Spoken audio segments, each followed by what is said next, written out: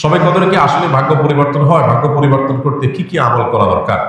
ভাইরা আমার, লাইলাতুল কদরে মানুষের ভাগ্য লিপিবদ্ধ হয়। ভাগ্য লিপিবদ্ধ হওয়ার 4-5টা স্তর আছে, 4-5টা লেভেল আছে। বিভিন্ন লেভেলে মানুষের ভাগ্য নির্ধারণ হয়। মানুষের সৃষ্টির হাজার বছর আগে, 50,000 বছর আগে আল্লাহ তাআলা মানুষের তাকদীর লিখেছেন। আবার মাতৃগর্ভে থাকাকালীন সময় আরেকটা লেয়ারে লেখা হয়। এরপরে প্রত্যেক বছর লাইলাতুল কদরে আবার সেই চূড়ান্ত যেটা লেখা আছে এজমালি, ওইটা বিস্তারিত লেখা হয় প্রতি বছর লাইলাতুল কদরে। কোরআন কারিমে সূরা দুখানে আল্লাহ বলেছেন, ইন্না আনজালনাহু ফী লাইলাতিন মুবারাকাহ ইন্না কুন্না মুনজিরিন ফীহা ইউফরাকু কুল্লু আমরিন হাকীম। আল্লাহ বলেছেন, আমি এই কোরআনকে নাযিল করেছি বরকতময় রাতে। কোরআন কোন রাতে নাযিল হয়েছে? শবে বরাতে না শবে কদরে? শবে কদরে। সেই রাতে আল্লাহ বলছেন ফীহা, অর্থাৎ সেই বরকতময় রাতেই ইউফরাকু কুল্লু আমরিন হাকীম, সব গুরুত্বপূর্ণ বিষয়গুলোকে আল্লাহ তাআলা ধার্য করেন।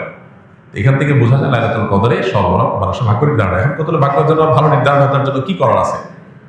সবচেয়ে বড় করা হলো ঈমান এবং তাকওয়া অবলম্বন করা। আল্লাহ বলেছেন যে ওয়ালাউ আন্না আহলাল কুরআ আমানু ওয়াত্তাকাউ লাফাতাহনা আলাইহিম বারাকাতিন মিনাস সামা।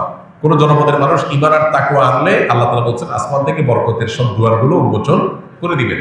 আপনার ভাগ্যে ভালো কিছু লেখা হোক চাইলে আপনাকে ঈমান আমলের চর্চায় এগিয়ে যেতে হবে।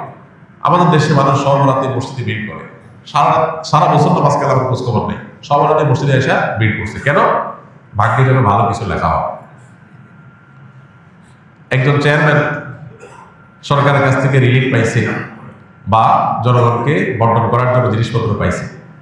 তো চেয়ারম্যান সাহেবের পাতি যে সমস্ত নেতা আছে বা চেলা চামচা আছে, সহযোগী আছে, এরা ভাগ নিতে আসছে। এক চামচা নির্বাচনের আগেও ছিল না, পরেও ছিল না, ভোটের সময় ছিল না, পরেও ছিল না, কোনো কিছুতে নাই। এখন যখন সরকারি চাইনা এসে হাজির হয়ে গেছে, গমা এসে হাজির হয়ে গেছে, সে এসে ভাগ নিতে হাজির হয়ে গেছে। কি বলেন, এ পাবে ভাগে? আর যে সবসময় ছিল, ও যদি এদিন হাজির নাও হইতে পারে, তারপর চেয়ারম্যান সাহেব তার জন্য ঠিকই রেখে দিবে যে তুমি এগুলো বন্টন করো তোমার এলাকায়। একইভাবে আল্লাহ রাব্বুল আলামিনের আনুগত্য যদি আমরা সবসময় করি, ইনশাআল্লাহ আল্লাহ আমাদের নসিবে ভালো কিছু দিবেন। এক রাতের ইবাদত করে সব নিজের পক্ষে নিয়ে নিব, সারা বছর আকাম করবো, এটা সঠিক পদ্ধতি না। দ্বিতীয়ত হলো লা ইয়ারুদ্দু তাকদীর ইল্লা দুআ। দোয়া এমন একটা হাতিয়ার যে আল্লাহ তাআলা তাকদীরের দুইটা পার্ট আছে, একটা গায়রে মুবরাম, একটা মুবরাম, একটা চূড়ান্ত, একটা অচূড়ান্ত। অচূড়ান্ত তো আমাদের দৃষ্টিতে, আল্লাহর দৃষ্টিতে সেটাও চূড়ান্ত। আল্লাহ জানেন যে আমরা সেটাকেও দোয়া করে পরিবর্তন করে নিব।